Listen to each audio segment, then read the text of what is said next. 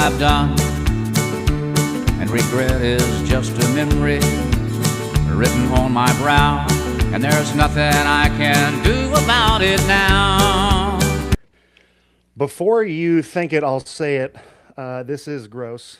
It's sociopathic and a little bit sensual. Why are we doing this? Listen, it's Monday mornings with Mitch on a Thursday yet again. Our first live interview, and we're looking to do this in the future. So in the future, this stuff, this wall, this barren wall that's kind of creeping you out a little bit, we'll hopefully have some stuff like some accoutrement, a little fun spice of life. But until then, you're just gonna have to deal with this part. And this might make it a little bit easier because we're going to introduce a real good bud. Played with him from his rookie year to his fifth year. Buffalo Bills tight end, good friend. Once a roommate for a few days. We'll talk about that. Please welcome to the show, Dawson Knox. Yes. What's up, everybody? Hey. Okay, Thanks for having me on, Pops. Father figure. Hey, before we kick this thing off, it's the off season, so we're allowed to do this. Grab your libations, grab your beverages. I will be grabbing a Booker's. You will be grabbing a what? I'm going with Blanton's. Oh, The original single barrel dude, do not, whiskey. and I have too much ice, so I don't want to hear it. But Yeah, no, I got to go on the rocks too. I've never been able to Mitch, just go neat. yeah, KC, what are you rocking there, big boy? I went with Guinness. I do love a Guinness, as you know, but also I totally forgot that now living back in Pennsylvania, I can't just go to a store and buy liquor and beer.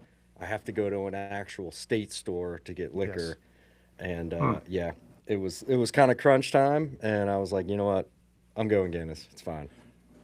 Dawson, I don't know about you in Tennessee, where you're from. We're going to talk about Brentwood and Brentwood Academy here soon.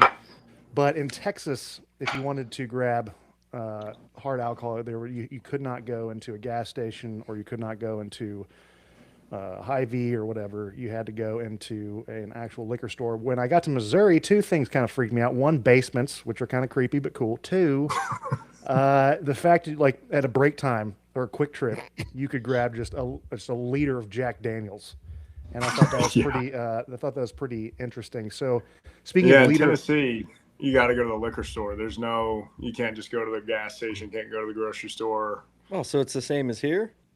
It's got to be a liquor store. Yeah. now tell me if this might be totally wild, but I think if Jesus is present in a state, you have to go to a liquor store. If it's not, you got to go somewhere else. Like Missouri, you could just go to a gas station. Dog, so listen, I know it was an abrupt end to the season. Definitely not how anyone wanted it to end.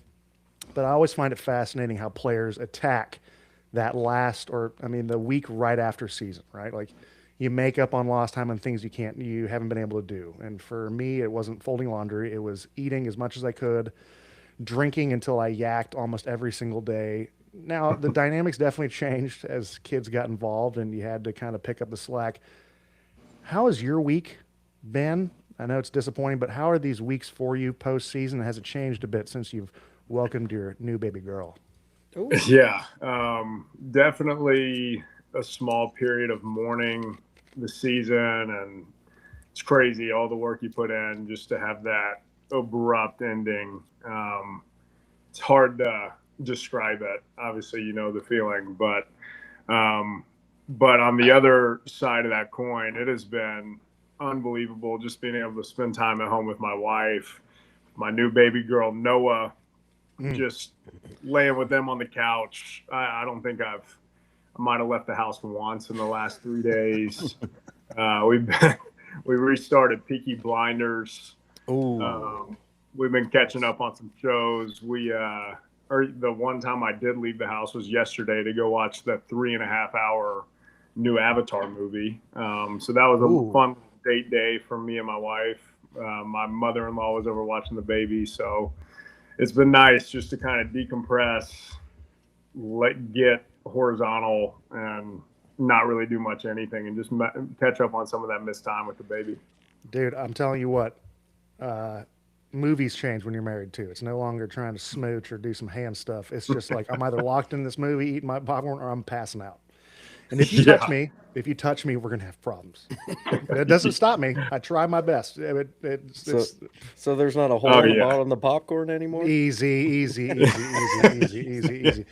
That being said, listen, guys, this is a live show, so we'll have time for questions at the end. Please try to make them answerable and not condescending. We understand the fans and people who are invested in this team are on fire, as they should be.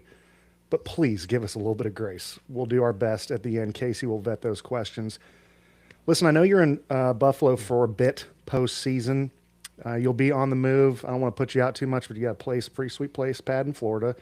And you guys also have a pretty sweet spot in Nashville. Now, Nashville's about to get smacked with a little bit of ice, so I'm sure that postpones your stuff.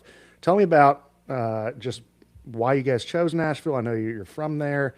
And just give me your affinity for Tennessee and why it's tip top.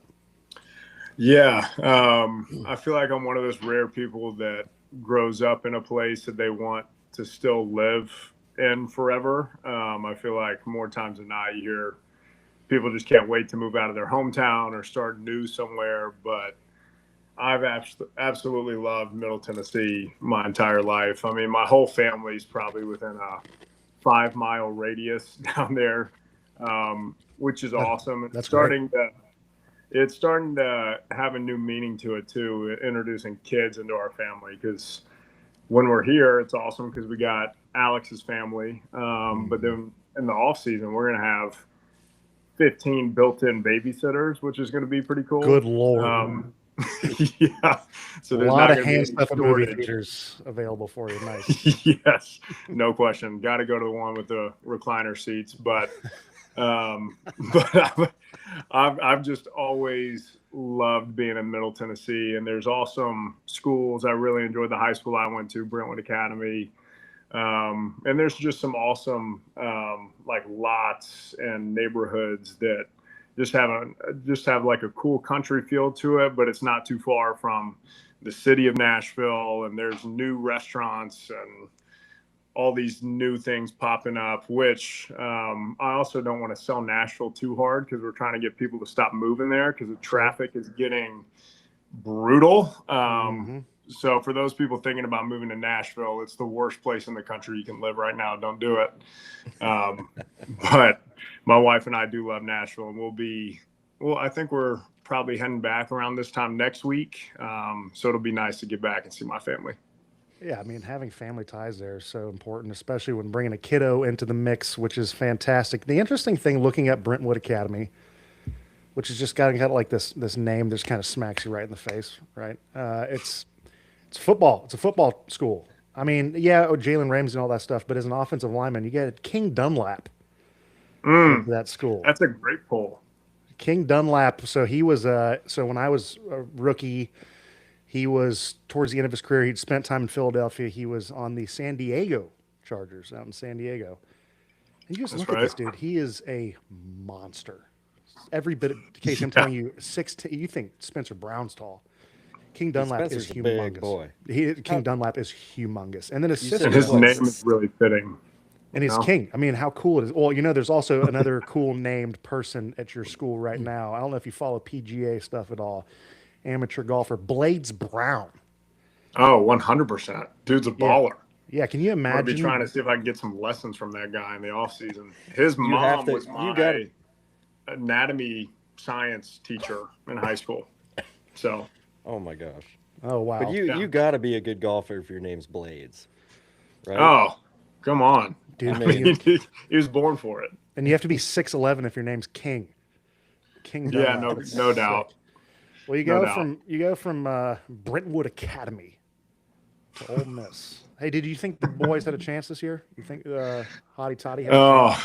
Man, that game where they played Miami and lost right there at the end, that was heartbreaking because that was definitely the best season that I've witnessed Ole Miss have. First time making the playoffs, and I was rooting for them hard. I had some side bets going on with guys on the team. I was trying to make Greg Russo wear some Ole Miss gear.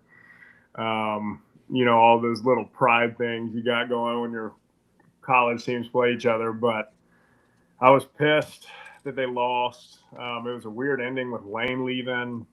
Half the coaches trying to figure out whether or not they're going to LSU. Everybody kept asking me if I had an inside scoop for anything, and I truly had no idea what was going on. Dude, you're such a liar, so soft. Of course you did. You're insane. Are you kidding me? I don't know anybody there anymore. I mean, I know the football operations guy, Tom Luke, and then maybe the equipment manager. There's a 100% name you just. There's a 100% chance you just made that name up. That's two first names. Look it up right now. Tom Luke. Hey, Lane seems like a really cool dude. Seems awesome. Yeah, I haven't been able to talk to him much. I mean, he wasn't there when I was there, but yeah, seems like a great coach. And I wish him the best at LSU. But there you go. Ole Miss is still gonna. There you go. Ole Miss is still gonna walk over him next year. Ooh, hey, listen, guys, we're live again. If you didn't notice, with Dawson Knox. Fireside with Mitch. And if you didn't know, you should pour yourself a libation and enjoy the conversation. It's going to get nitty gritty here soon. Maybe. I'm already getting hounded in the chat because I poured my Guinness wrong, apparently. Yeah, no, please. Actually, if most of the chat just harasses Casey, that would be excellent. We will answer those questions at the end. Absolutely. Well, that'd be a privilege. Can I throw one at you right now? Yeah. All right, we do have one question for Dawson. If you had seen Mitch in a robe like this while you were playing together, could you still think, oh no, it just moved. Can you still think, oh man, could you still think about protection schemes he called out, or would you just picture him in a robe? That's a great question. I think in a way I'd be even more focused on everything he said. I think my eye contact would be off the charts. I think my attention to detail would be elevated. But I think he would definitely command the room even more if he came in with the robe. But maybe next time he comes back to the Bills facility, you can pop that bad boy on, and a lot of people would want to talk to him. First of all, wildly comfortable. All right, this is going to sound weird, but it was a very nice gesture. My mother-in-law gave this to me because she knows I like to be comfortable. Little did she know that she gave something to her son-in-law that was going to turn her daughter-in-law or daughter on so hard. I'm just kidding. The thing is, my wife's downstairs listening to this. She's going to hate me for this. You look like you need a White Russian instead of a whiskey. Oh, who said that? Yeah, like the dude. No, I'm saying you do. The dude. I need a White Russian. Okay. What's the brand? It does look extremely comfy. For the life of me, I think it's like Dude Aprons or something. I'll have to. It's some like bro name. It's cool. It's sick. Hey, speaking of which, this might not be the first time you see me in a robe. And let's preface this by we were once roommates for a few days in Las Vegas. Sure were. 2022. What are some of the memories that stick out to you from those few days? Man, the Pro Bowl. It was definitely an experience. It was definitely tiring. Those memories of just kind of throwing something together last minute, trying to find a cost-effective way. We didn't share the same exact room, so to say. It was a suite. We did have our own bedrooms, so we were not in the same bed. But those were really fun times. Was that your first Pro Bowl too, Mitch? Oh, it was my first and only. That was what I called the Make-A-Wish Pro Bowl for the old guy. Make-A-Wish. Which I don't want to put anything away from the Make-A-Wish Foundation by any means. It's unbelievable. That being said, they felt bad for me. And no, you're too self-deprecating. You earned every bit of it. But that was a fun week. It was weird. Like trying to get your mind into playing football and doing football activities weeks after the season had ended. But those are definitely memories I'll have forever. And, it was my first and only one. Maybe we'll get another one, but if not, it was a great way to spend it with you and that robe in a suite. So we immediately, so we go from the offensive line trip. Mm-hmm. Then there's like a 2-day break, and then the Pro Bowl. Now, if Kansas City had won, if Kansas City won, we had a contingency of dudes who were going to make the Pro Bowl. Yeah.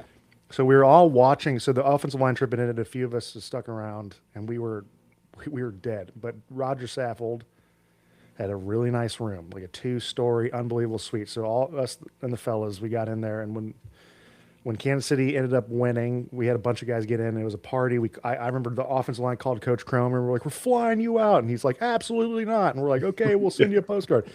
And then we're looking around, and Dawson and I look at each other, we're like, I don't have a room. And he's like, I don't have a room. So we scramble, and his agent finds us a room at what the La Quinta Inn. It felt like it. Yeah, it felt like it. No, it you was, got a it was, great price on it. No, it was like the penthouse at some place, and but it was not a 5-star hotel. But it was not a 5-star hotel. We had a good time, and within 5 minutes, Dawson lost his wallet. That is true. We had to tweet out to Bill's Mafia that we had lost the wallet, and within like 5 minutes, someone from Buffalo who was there was like, "I found your wallet. Come meet me here." Unbelievable. No way. We for sure thought it was some hoax, within an hour of me losing it, I met up with some lady and her husband in the lobby of the hotel that had my wallet. Shout out Bill's Mafia, dude, with all the cash in it. All the cash still in it. So I gave the. I believe you gave the lady, cash to them. Yeah, sure did. Because she saved a terrible situation for me trying to fly back after the Pro Bowl with no license, no credit cards. That would have been a nightmare. So shout out Bill's Mafia nationwide. I don't think any other fan base could have got that done. So that was pretty cool. Also, young love was being fostered. I remember it was way too late. I'm like, dude, let's go to bed. And he's like, no, I got to make a phone call to someone. Turns out it's his now wife, Alex. It was like 2 a.m. I think she was in London at the time, maybe. Dude, no, she had like school. So it was like 6 a.m. She wasn't in school. Oh no, she had a class. She was teaching a class. That's right. Maybe it was. Maybe she was schooling folks. She was schooling folks. Yeah, no, that was the first time I got to meet virtually your lovely wife. That's right. Hey, dude, so congratulations. December 9th, you welcomed Noah, your little baby girl. That's fantastic. That's right. Thank you. Life has changed. We talked about it. The greatest bullshit on God's green earth is when they tell you to sleep when the baby sleeps. Oh, what a lie. It's like, what do you mean? Now's my only time to do anything productive around the house. We got a kitchen to clean, laundry to do, dogs to take out. I mean, sleep when the baby sleeps. I don't know what type of people are actually able to get that done. I tip my hat to them, but I can't tell you if we've gotten a single minute of sleep while the baby's sleeping, unless it's at night. So it's been an ordeal. It's been kind of fun figuring out our routine and what works for Noah, what works for Alex and I. And it was really tough on her for those few weeks of the season that we still had left. Because she went superhero mode. She was doing all this craziness by herself.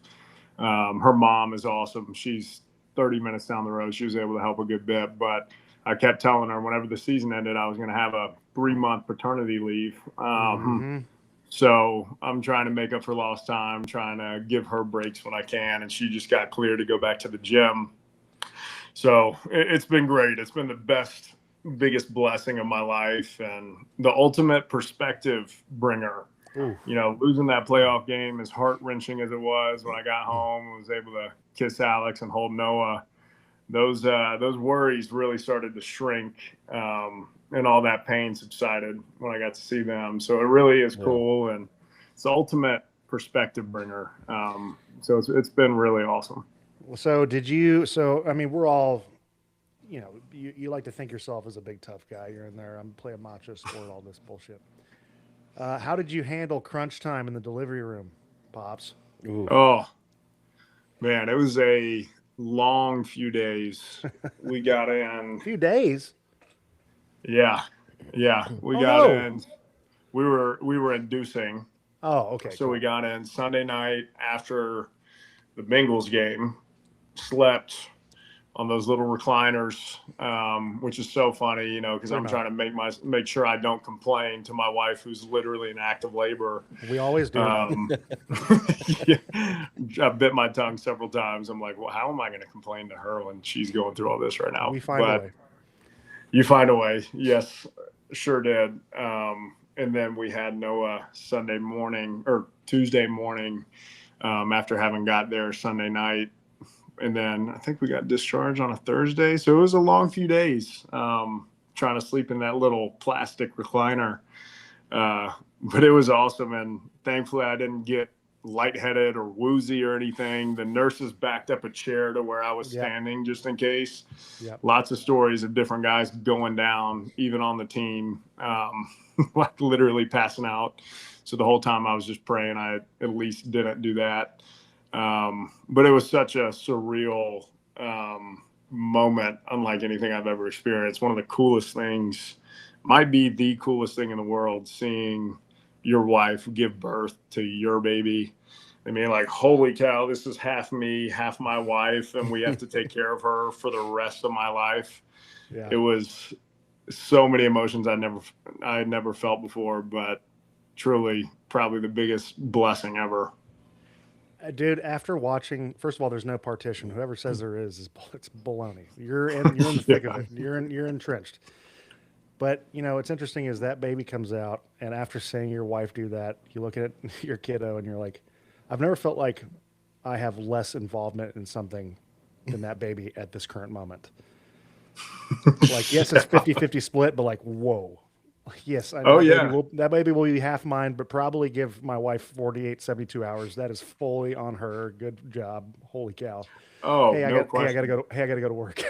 Yeah. Which is super fun. That's a great conversation. I felt so bad, like the stuff that she went through, me feeling helpless while I was there, but also like within a day or two being like, hey, we got a team meeting at 9.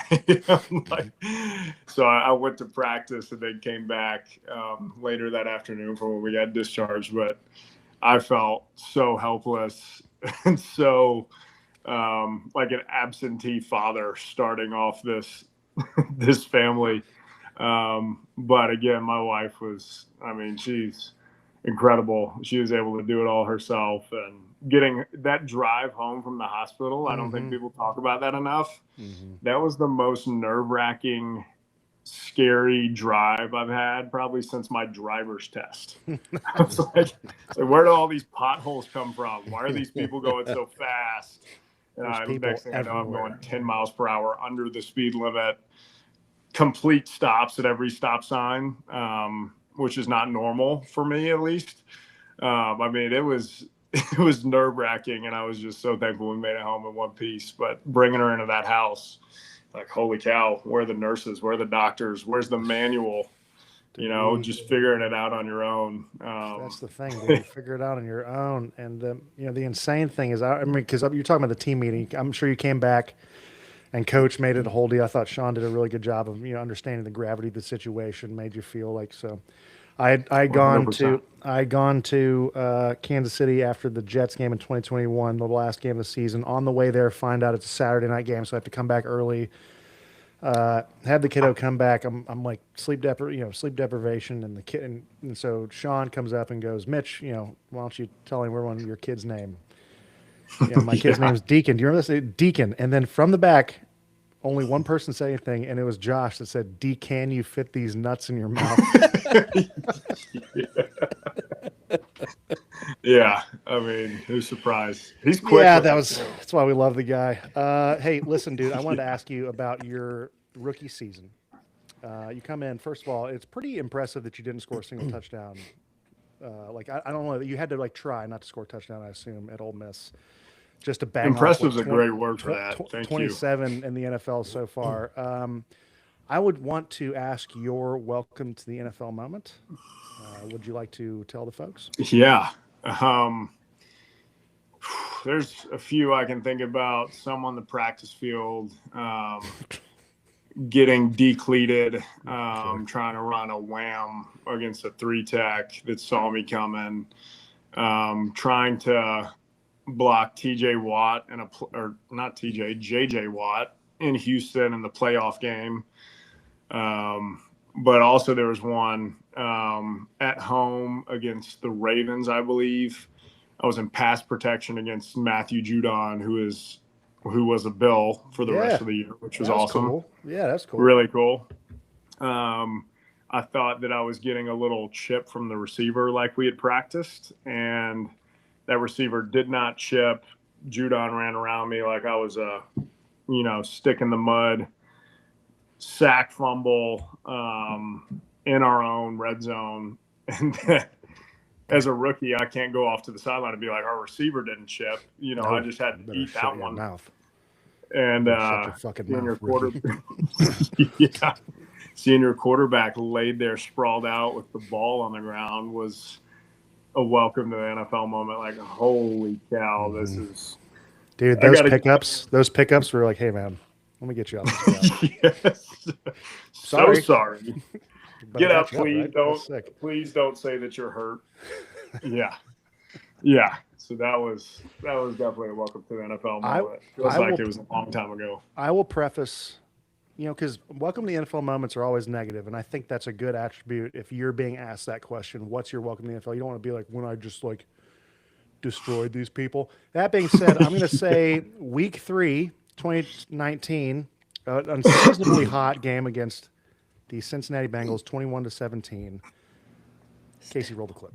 Allen again. He's got a wide open tight end on the outside. Dawson Knox breaks a few tackles, barrels through another one. He's inside the 12. Two thoughts went through my mind at that moment. Was like, thank Jesus, because I'm dying. Because it was hot. You remember how hot it was? It was hot. It was so hot. Yeah, that was our was first home game. I was like, it's not supposed to be this hot up here. Dude, what the hell? It's Buffalo. I'm dying. Yeah. I'm frying. I know. And then secondly, I'm like, this kid's got juice. He's got a little juice. I appreciate that. Yeah, I didn't even know it looked like that until I saw the replay. I was like, oh, that looked kind of cool. It looked But I was sick. gassed. I didn't even have much energy to celebrate. I was just like, holy cow, let's go score a touchdown and win and go home. But yeah, that was fun, and that's definitely a play that I'll remember forever. It was kind of like kind of gave me the confidence I needed that I could play at this level. So it was kind of a good it was a good confidence boost for me. Just to know, like, kick this guy. I'll donkey kick this dude. I'll spit on this guy. It'll be sick. Nasty. That was definitely a good confidence boost for me. Dude, I mean, and talk about just one of those electric moments at the Ralph. You guys had the opportunity to shut her down. Really cool moment. And, that video that they showed was really unique, and there's so many moments. And one thing that was interesting was that the last 2 years, I felt like the Ralph, of course, the Goo Goo Dolls are great, but the Ralph got an anthem. Okay, it got Mr. Brightside, and I'm just asking, why the hell did you guys wait till I left to do that? And then why did you okay, dude, we went to we were in Jacksonville, we came and played you guys, we got stopped. You guys, I've seen you guys dance that song probably 10 times. No one danced harder or grabbed their crotch more during a game for a song than you guys did against the Jaguars. First of all, that hurt a lot. Secondly, when did this thing come about, and how did it get a life of its own? Tell us a little bit about Mr. Brightside. Trust me, I would have loved nothing more than to enjoy that experience with you. It's something that just kind of happened organically, I think. I think they played it one game a couple seasons ago, and a bunch of the guys were loving it. Crowd was loving it. I think Dalton was mic'd up at some point, maybe the next game. He was like, man, they need to play the Killers. And we were talking about it, like, yeah, they got to play Mr. Brightside. And then they showed that little clip and then played the song again, and everyone went nuts. Like, man, that was really fun. We should do this more often. And we talked to Let's some wait of till the people. Jaguars get in here, and then let's really pop it off. That was a terrible, terrible, terrible night, dude. Mitch. And our plane broke down, so we sat there for 3 hours. Jeff I forgot about that. Jeff got us real toasty. Continue. I don't think we got on the plane till 2 a.m. We did not. Yeah, we had a Monday. Yeah, that sucks. Just stuck in Buffalo. The Ralph, dude. What can you say? What an experience! What a moment walking in there as an opposing player getting boofed. You know what I mean? Just having a blast with the fellas. Yeah. They still love you. Yeah, no, it's good folks, good folks. I'm trying to Yeah. think of anything else we can talk about before we actually get into. Oh yeah, but then Alex and Probably I's white people. wedding, that was the only song that I requested that the band had to play. And then when they played it, all my teammates were out smoking cigars, who knows where. But then they heard that song come on, including you. Then that song comes on, and it's like a herd of wildebeest flooding to the dance floor. I think someone picked me up, someone picked Alex up, me and you. I mean, it was, and then that video was leaked, and then I think that was kind of like a solidification of Mr. Brightside. And then, I mean, they better play it in that new stadium. Oh, they I hope will. it's not a tradition that dies. No, hell no. First of all, have you seen that new stadium? Have you been in there? I have not been in there. Oh, Seen it from the outside. We were there when they flew in the sod, which I didn't know was a thing. They flew in the sod from New Jersey. I guess that's where the greatest sod grows. Wow, that's where, dude. It's crazy. It's like there's an ESPN 30 for 30 on it, or an E60 or whatever. Really?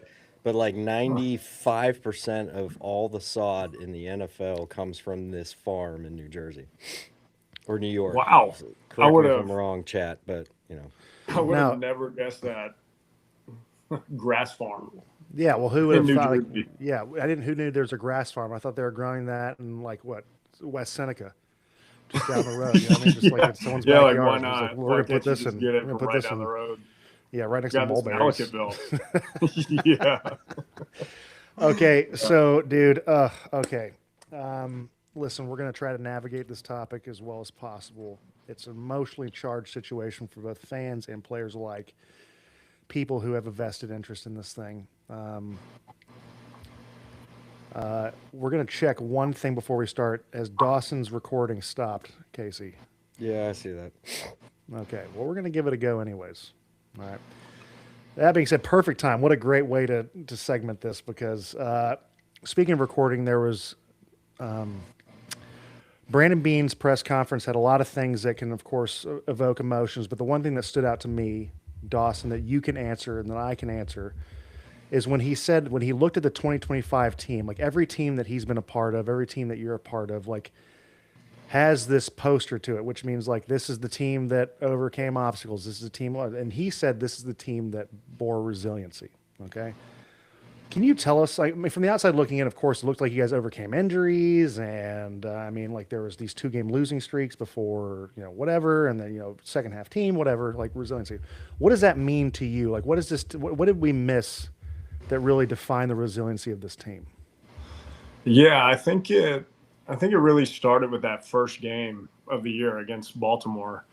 I don't know what the score was, but we were down 2 scores with maybe, I don't know, 5 or 6 minutes left. And then we were able to find a way to claw back and win. It feels like there were several games that happened this year in a similar fashion where we were, in New England, we were down, I think 24-7 at half. There were so many occasions like that where a lot of people would have said, oh yeah, there's no way they're winning this game. Like we're going to turn it on in the next game or whatever. But it was cool to feel that mindset in the locker room of like, as long as there's time on the clock, we got Josh Allen at quarterback, we're going to go win this thing. So I think it was kind of a cool pattern and a cool confidence that we built of like, no matter what the score is, no matter what the stats say about our percent chance to win, if there's time left on that clock and we can get the ball, we're going to go down and win the game. And I think another thing that kind of stacks on top of that was there were so many injuries this year, and then guys were just filling in, stepping up, and making big plays. And something that also comes to the forefront of my mind was in Jacksonville, that first round of the playoffs. Terrell Shavers tore his ACL in the second quarter, and then finished the rest of the game. I think he played 20-something snaps on the torn ACL. And then Josh, was dealing with a foot injury, like a broken foot. Shoulders, knees, and toes. Yeah. Yeah. I mean, the list goes on and on. Dalton has a torn PCL he was playing through. Just the amount of head, shoulders, knees, and toes. Dude, eyes and ears and mouth and nose, dude. Everything. I mean, it was easier to make a list of the things that didn't hurt on a lot of these guys. But guys that were able to kind of put their bodies on the line, even if they were already hurt, to give whatever boost they could to this team to help us win games, whatever the circumstance was. I think those things, I thought he hit the nail on the head there. The resiliency is something I would totally agree with. It was kind of the theme of the year for us. And it was really cool to be a part of a team like that, because a lot of times at half, if you're down 20 points, you might feel like you don't have a chance. But to kind of have that confidence of like, oh, we're going to go out here and win this thing, just watch. That was something that was really cool to be a part of.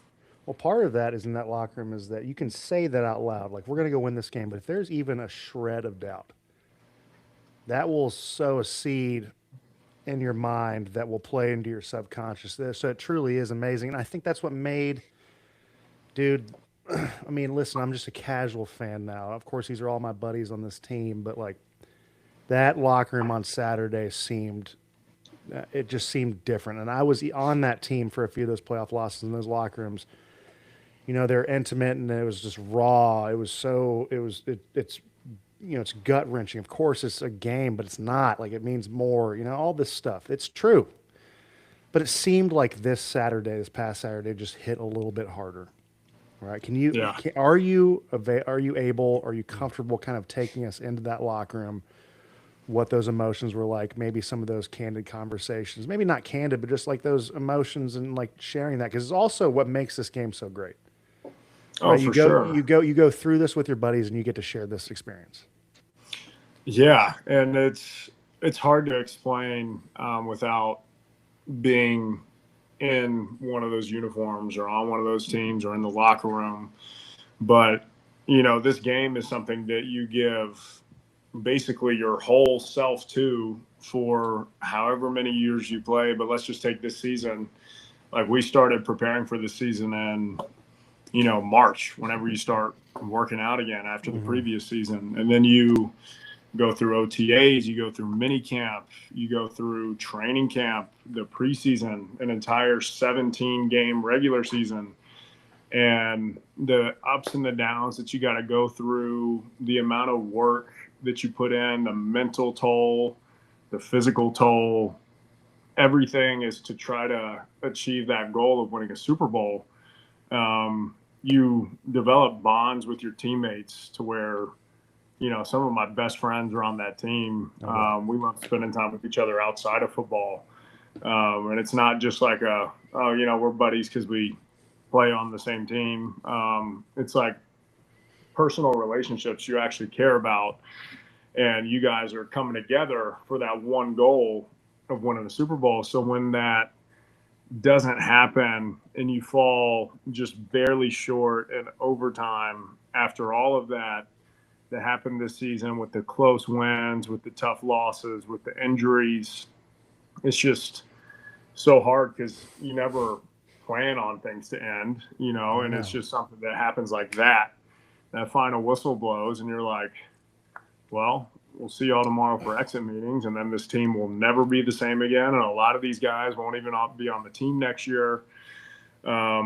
It's just such an emotional crash to where in the locker room, I mean, there were more guys crying than not, because it is such a just kind of letdown of all these emotions you've been feeling all year. So just, silence for the most part, guys hugging each other. It really is gut wrenching. Like, it's just a deep pain in your chest of like, man, we couldn't get it done, number one. And number two, like, a lot of these guys I might not ever see again. So it's hard. It's tough. Dude, it's such, like you said, such a unique experience to this sport and to those folks that wear that jersey or any facet of a team. I only assume that the thing that deemed you guys the resilient team of 2025 is what exacerbated those feelings of angst and anguish. Absolutely. So you're talking about one of the things that makes it so difficult every single offseason, every single year, when you do those exit interviews or you're on that plane, you're pouring into folks, those first 24 hours, like after exit interviews, as much as it sucked, like it was so therapeutic because you pour into guys, like people have people over, you get to drink and you just get to eat and you get to actually laugh for the first time in a while. Like, just, Yeah. and just get to mourn. I mean, like that's the greatest thing about sharing these relationships is that's how you ping pong mourning off of. I mean, like any facet of life, right? Like it's just your family, and regardless. That being said, this team will not be the same. No matter how you look at it, every person, there's just so many different variables. There's only one guy who's going to go probably through seasons of change in this organization, and that's Josh, right? Now, Right. that being said, and let's call a spade, like your cap hit next year is pretty substantial. I know we've talked about it off air. Like, of course you want to be, this is your organization that brought you in. This is what you know, but you're also not naive. Can you speak on just like where your mental headspace is knowing that this could have been your last year in Buffalo? Yeah. I mean, first and foremost, it's weird because every other offseason I've had is knowing like, oh, we're definitely back in Buffalo next year unless something crazy happens. But now knowing that next year my cap hit's huge, I really don't have any guarantees. Thankfully, Brandon Beane is so transparent. And after talking with all those Absolutely. guys, I mean, that's what I love about him. He will shoot you straight. Man, He's not he going to will. sugarcoat anything. And I respect that so much about him. Absolutely. So I know that they want to bring me back. However, they can't even know right now what the cap's going to be, how much money they'll have to spend, what the market for tight ends is going to be, whether they're going to want to keep me under my current contract for one more year or try to work out some type of extension. However, I was able to tell him, like, I love it here. Like, this is home to me now. I met my wife here without them drafting me. I don't have a wife and a baby girl upstairs. So I really do feel at home here, and I truly don't want to be anywhere else. But at the same time, I know the reality of this industry is it's a business. It's going to come down to numbers and what's realistic for them, what's realistic for us. Because, I could technically stay if I wanted to, and they pay me veteran minimum. So at the same time, it's kind of hard to determine, where's the line in the sand? What do I feel like I deserve in terms of salary? Because I got to remember, like, it is a job. It is how I provide for my family. And I know everyone in the NFL is so blessed because you make so much money. But for most guys, like, we don't want to have to go find a job after football to where we have to bring in an income that sustains us. So we want to, in a way, make the money that we can now. Because with that money, you can also, there's so many things you can do, giving back to charity, helping people in your family, setting your family up for life. These diapers are expensive, man. So there's a lot of things you got to think about. But I did let them know, like, we want to be here. This feels like home. I don't want to be anywhere else. But at the same time, like, as a guy that plays in the NFL, you want to feel respected with how you're compensated. So I don't know what that'll look like. I think, they said that they'll know more in a month or two whenever they figure out what the cap's going to be after combine stuff and whatnot. But thankfully, Brandon Beane is always going to shoot me straight. And we were able to have some great conversations, and they know I want to be back. But we'll see how it goes. It's a weird seat to be in, not knowing what next year will hold. But I got full trust in the Lord's plan, and He hasn't failed us and never will. His plan's perfect, so we'll figure that out. I thought that was a beautiful answer and a tricky one to answer. I found during my situation, transparency was one of it is one of Brandon's gifts. And it has been really tough to see him get the flack that he's been getting because I love the man and I always appreciated his ability to give that candidness and to have those conversations. Because in this business, it's a people business, but it's a business. And to be able to have those candid conversations to someone's face is so difficult at times. You think it's intuitive, it's not. But it helps the player and it helps yourself know exactly where you are. That being said, knowing where you are right now, this next month is going to be very long. But the great thing is that it's out of your control for the most part. Right? Amen. No And question. when it becomes in your control, you will have clarity. You will have had a month to sit on it. It will come to you. It'll be an easy transition. So I promise you, of course, selfishly, I want to see you in a Buffalo Bills uniform. But more importantly, I want to see you in a good place. Because like you said, your lifespan in this business is short and it is a business. You have to take care of your chickens. All right? No doubt. Well, I appreciate that. And that's what me and Alex have been praying for. We just want clarity so when the time comes, we can make a decision. But yeah, that's the good news. It's not in our control. And so we, in a way, just get to sit back and see what happens. Well, now I have two questions left for you. Well, maybe I have one more before we get into some fun stuff. And that's why I poured some extra stuff in this because you've been answering the tough questions very well. And this has been a question I've been asked. I have not been in the building. Even though I'm only been removed 2 years, I still feel very intimately connected to it. But this is very difficult because these are all my friends and I have great relationships with these folks. All right. Yeah. Pour a little more Blanton's. Cheers to all the folks who have joined us. God bless you. Thank you so much. So pour it. Cheers. Cheers. Because this next one's kind of a tough one to navigate, I think, for everyone, right? And do your best because you're still in the seat you're in right now. Okay, I'm not going to ask to put you out. We got some pretty substantial news that Sean McDermott was asked to move on from the head coaching job as the Buffalo Bills head coach. And, of course, I think every person to a certain extent had a very visceral reaction. He's been your coach for 7 years. He was mine for 5. I mean, we saw him grow as a coach. He helped us grow as players, right? Like there's these intimate interactions you have with these people. Yes, he's our coach, but, inherently he did care about us as people. Is it the best move for the franchise? I don't know. Time will tell. But that's not for us to decide. What I feel like for us to decide is just like, it's okay to mourn the man. That being said, what was your reaction when you heard the news that Sean McDermott was asked to leave? Yeah, I think my first reaction was just like, is that fake news? Like, did that actually happen?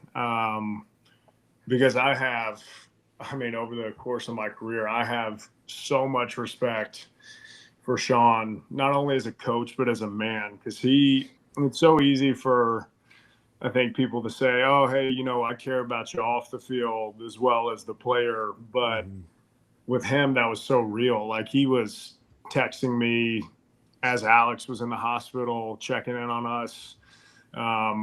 When I had COVID, he was the first one that called me, when COVID was super scary and everyone thought you were going to die.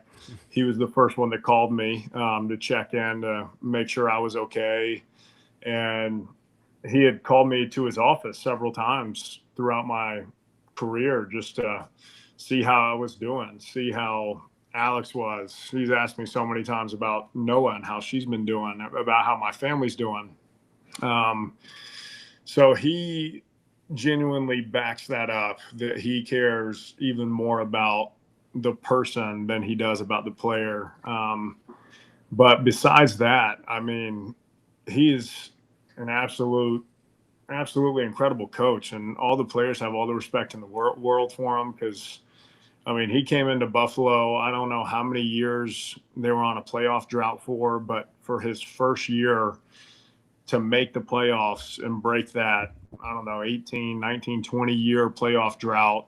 And that was pre-Josh Allen too. So it's not like he just came in at the same time as Josh and Josh started balling out and the team started playing well. He took this team and created this culture that now is so desirable for so many people to be a part of. And you hear that from guys that are on other teams, from guys that leave here to go play in other places, from guys that have come to the Bills from other teams that just talk about how much they love it here and how much they enjoy the camaraderie and the culture that Brandon and Sean have both built. And that's not easy to do, especially in a professional sports business. So again, I mean, I was definitely incredibly surprised, and I have all the respect, all the love in the world for Sean, and I know wherever he ends up next, you know, he's going to make an impact there, just like he did here. So I wish him nothing but the best. His whole family's awesome, and got a ton of love for him, and he's been incredible. Cheers. Cheers. Extremely well said. Extremely well said. Now, that was very well answered. You know, the tough thing I find when people ask me this question is that, like, why do I have to, like, pick sides? You know, it's not a sides thing. Like, this is a man. This is his family was entrenched. He did so much for us as players. He did so much for this organization. And is this the right move? Maybe. But I'm going to still mourn the man. I'm going to still mourn what I had. And I thought that was really well said and beautiful. We're going to switch it up and have a little more fun in this thing. So there's two different segments now. So we're going to do fan questions. Kay, should we do fan questions now, or should we do fan questions at the end? We can do them now. I mean, Dawson, you crushed it with basically answering all the questions. Yes, make it easy. That people had, and you did it in such a fantastic way. But so there is one question that I thought was intriguing. This would go for both of you, but can Mitch or Dawson speak to how the team communicates with players when there are major changes? Do you guys stay in touch, or do you guys kind of fizzle out? Now Dawson's gonna have to answer this one because I was not in the building. So no, I think it was more so too, like what they're hinting on. I think a lot of it is to Dawson's point, like when a season ends, you may never see some of these guys again on the same team. Do you stay in touch? You know, how do you guys communicate? Because I got that. The question I had was that I felt was like how they relay this important information to move on. I didn't even take it that way, but so maybe Dawson can answer enough. that question because that is a very good question. Like, how did you learn about this? Were you informed? Yeah, we figured out at the same time as everyone else did, and I think I don't know what the right or the wrong way to do it is. It was interesting, like seeing it break on a ESPN news article or whoever tweeted it first. But yeah, it wasn't something like we're all in a team meeting and they announce it to us. Because, I mean, when the season ends, you have exit meetings the next day within 24 hours. You pack up all your stuff in the locker and then you're out. Right. So it's not like you're hanging around for the next week and they can get that information to you. So I think that when they have the news and the information, they made the decision and went ahead with it. And I guess, you know, the best way of doing that was just making it public from whatever news outlet they needed to. And it was weird. Like, I spent some time calling some teammates and talking to my position coach, Rob Boris. What a guy. It's kind of, the best. I lost mean, a bunch of weight too. The guy looks. He looks like fantastic. Little bastard. Yeah, I hope wherever Robin's up, I hope it's where I am too, because I give him so much credit for my success. Good man, but it was a weird day of just like reaching out to people, talking to people about the huge move that was made, because I've never been a part of a coaching change like that. So, yeah, it was weird. I just never experienced anything else like it. Well, I also think, like, if you're looking at the team's perspective and how you relay information, you're kind of at the mercy of the decision makers. Like, if the decision maker had made that decision that Sunday, there would have definitely been a team meeting, and that would have been easy. And I mean, insider leaks and all this stuff are, I mean, as wild as they seem, are ever prevalent in this business. I will answer the other part of that question, which is like how you talk to folks who, move on or stay with you. Like, so every position group usually has, I'm sure, Dawson, you can say it's like tight ends group, Bills tight ends 2025, or Jags, or, whatever the heck, right? Mm-hmm. And when guys get let go or they get re-signed, you have this, it's very brutal, dude. You have this very like visceral, like, hey, I appreciate you in this group message. And then either the coach removes you or you remove yourself, and then you add a few new folks in free agency. And then it gets retitled Buffalo Bills 2026, right? Like it's profound. It's something wild. I remember when I got let go. When I moved on from Kansas City, because so my long story long, DeSoto, Kansas is where the Morses originated in the United States, which is actually pretty close to Kansas City. So I went out there right around the time I was leaving, and there was these, but there's a bunch of headstones that say Morse, and so I took a photo. And when I went to Buffalo, I took a photo of that and put the headstone as Morse, and then removed myself from the Kansas City Chiefs. It's tough, dude. It's not perfect, but at the same time, it's so intimate and it makes sense. So, Casey, any more questions, brother? Uh-oh.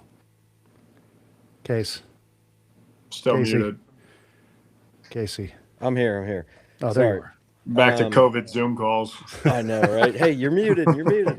I think the only other one that people kind of have been hinting on, and it's an honest question, I think, because everybody in this room right now or on this call loves Josh Allen and how great of a person he is and how much he means to Buffalo and the team. And a lot of people want to know, how badly did you want to give Josh a hug after the game, seeing him cry on the field and afterwards, and knowing, especially a lot of guys in the room, and Josh saying that, he didn't do enough and that loss was on him. And, I guess a lot of the questions are, what was your thoughts to that and your feeling towards Josh? The floor is exclusively yours, Dawson.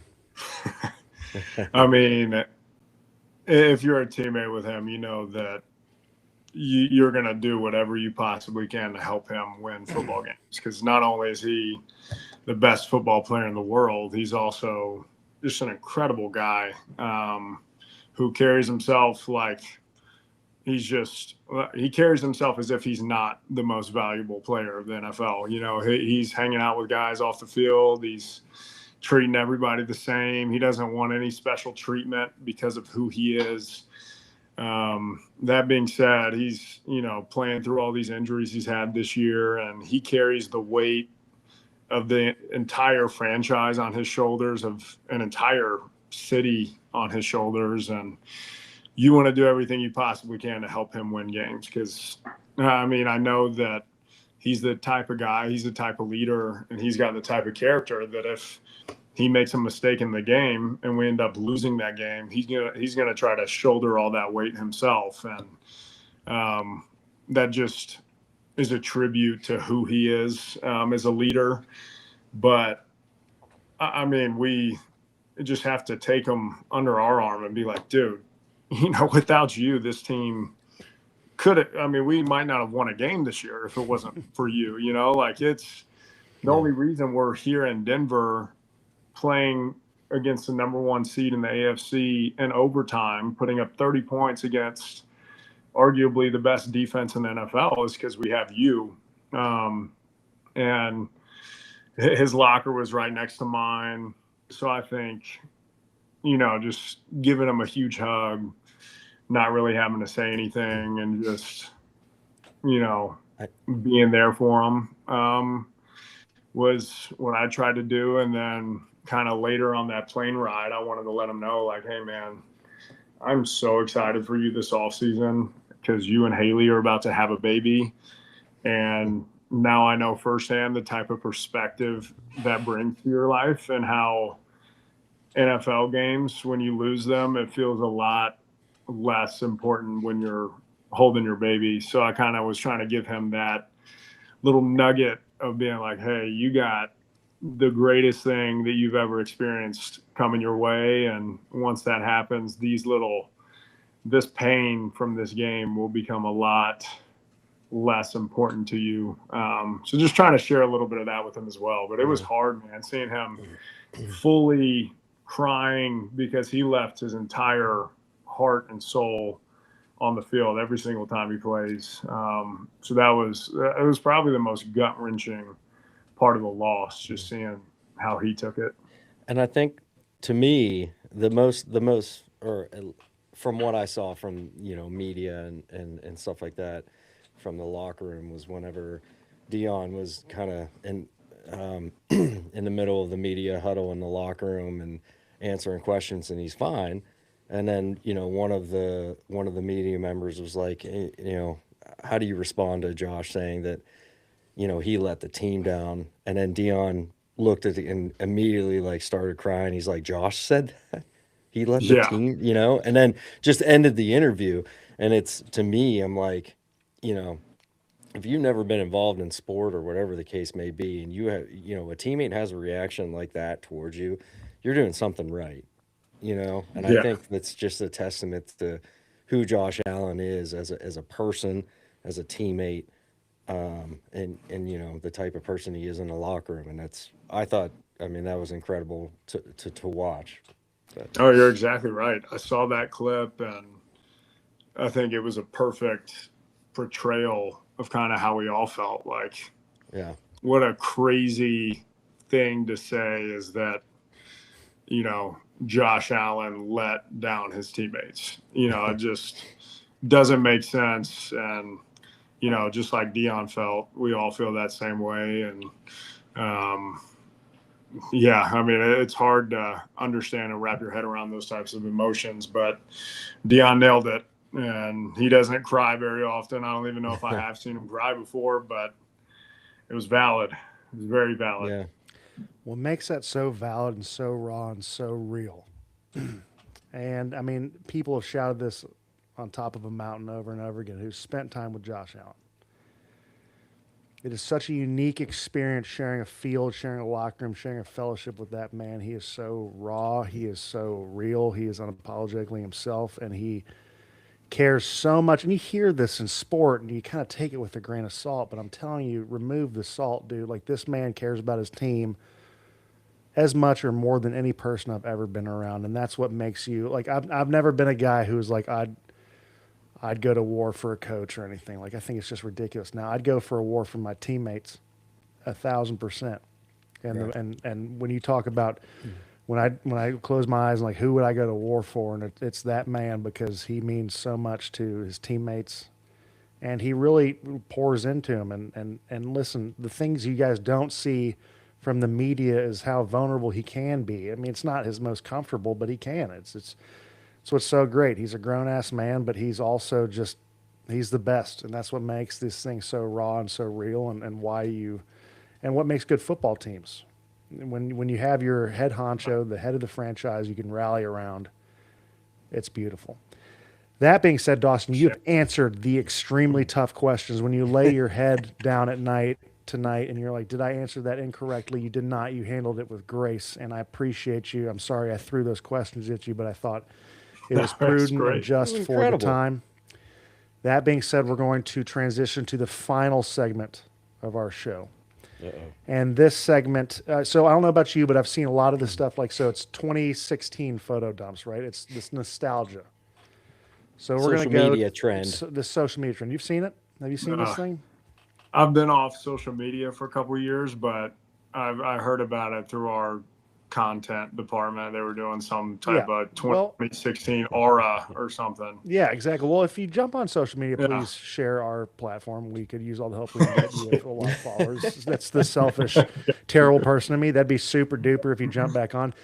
That being said, we're going to do just a jump in nostalgia. We're going to exclude just 2016, and we're going to jump into some photos that we did some research on from both of our, you and myself.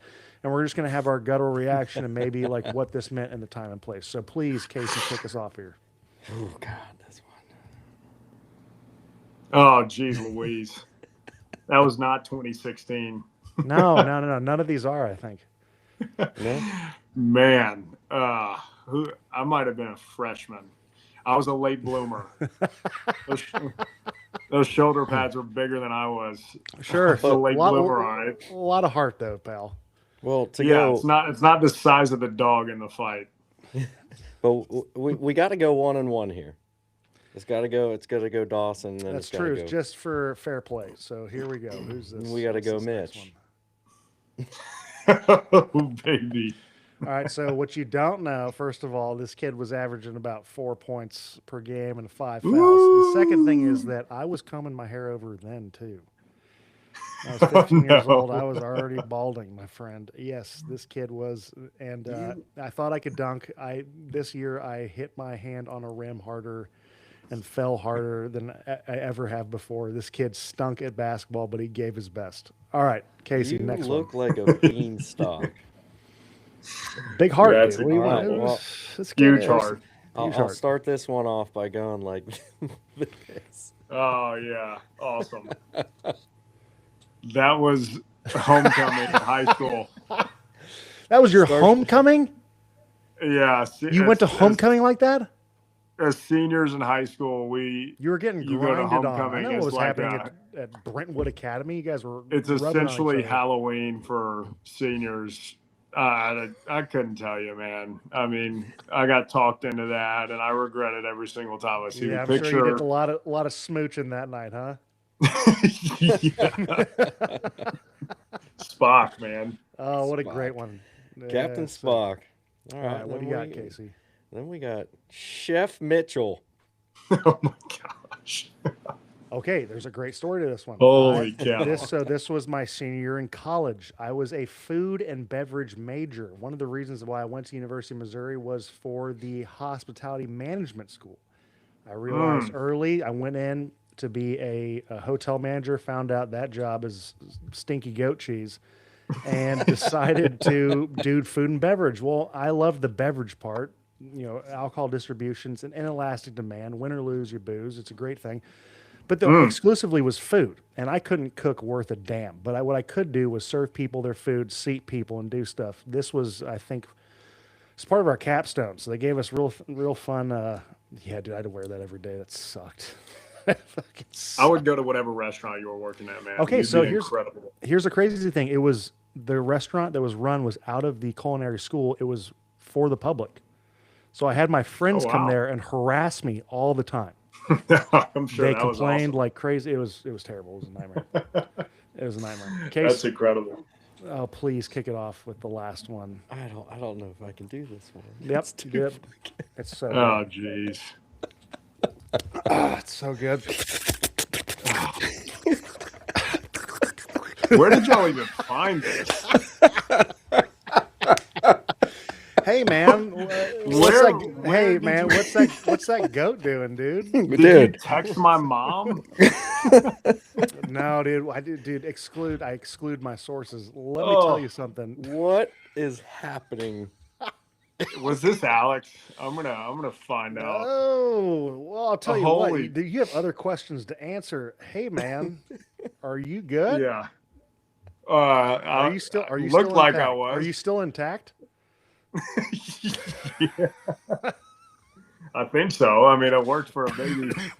I mean, Yeah, you look wouldn't at be a his dad if face. you weren't. He's Oh, having man, a time of his no, life Casey, right now. no, Casey, that's bullshit because that's just pure. Jeez That's just Louise. pure joy. Okay, I- we've all. Yeah, wanted- apparently I was loving that. Couldn't tell you, fellas. I didn't. Oh, I don't even know if I've seen that picture in the last decade. Oh, Well, thank you guys for finding that. Yeah, I of really do course. appreciate it. We do our course. we do our We due do our diligence. I'm gonna research. We figure do- out how y'all we have do that deep picture. dives. Are you kidding me? I mean, you're like the FBI out here. All right, Holy cow. listen. This next one's not fun. This next one for me is not fun. So please, Casey. There he is. Oh yes, I've seen this picture. Yeah, you can smell me through the photo. Okay, you can smell me through the photo, and there's a story behind that. So we all decided to be disgusting. for some reason, I looked like a racist Civil War general in this thing when I'm everything Yeah, you but, do. right? I looked like I say terrible things. I'm a good person, I promise. So the thing is, that was played in Dallas, and it was a bowl game, so we could drive home. And my mom, jokingly, before we had gone played, she's like, hey, if you think you're stepping in my house looking like that, you're crazy. She sent me straight to her, like, 70-year-old barber, who's the sweetest gal on earth. She worked for hours on my face, on my Extreme hair. It was makeover. the first time anyone had ever told me, hey, it's time to think about life without hair. And I was like, shut up, you old biddy. What are you talking about, dude? Stop it. She was the kindest, sweetest gal. She was just also the most candid. Oh, you need those Dawson- people in your life. We do. Now, Dawson, Yeah. you've come on this show, our first ever live interview, and you've done an unbelievable job. You've answered the tough questions. We've shared laughs. We've drank bourbon, which is a hoot. We cannot thank you enough, and Godspeed on this next month. I know is going to be kind of painstaking. Pour into your family and continue to be you, which is a beautiful person and an easy hang and one of my best friends. I cannot thank you enough for joining us. I love you, buddy. I love Alex, Noah. I cannot wait to meet this young lady and love up on her, because everything that's good that's happening to you, you deserve, my friend. Well, thank you, dude. That means the world to me, and treat you like a brother, man. Love you. We'll be tight for the rest of our lives. And this was fun. I'm honored that. to be the first live guest. And if I do pop back on social media, it'll be for this Dog, purpose. hey, listen, low hanging fruit. We'll take whatever we can get. Our friendships like a young kid at an animal zoo, like a goat Oh, geez looking for Louise. some food. Yeah, It's amicable. It's PG. It's pure love. God everybody's bless you. happy. Everyone's leaving in a good space. God bless you, pal. I love you. Thank you so much. Send Thanks, my love to Dawson. your family, brother. Hey, that was Will do. Dawson Knox of the Love you, dude. Buffalo Bills. God bless you, my friend. Until next time, please like, subscribe, and also follow Dawson. He's not on social media, but he'd love a like. So appreciate you guys. Love you.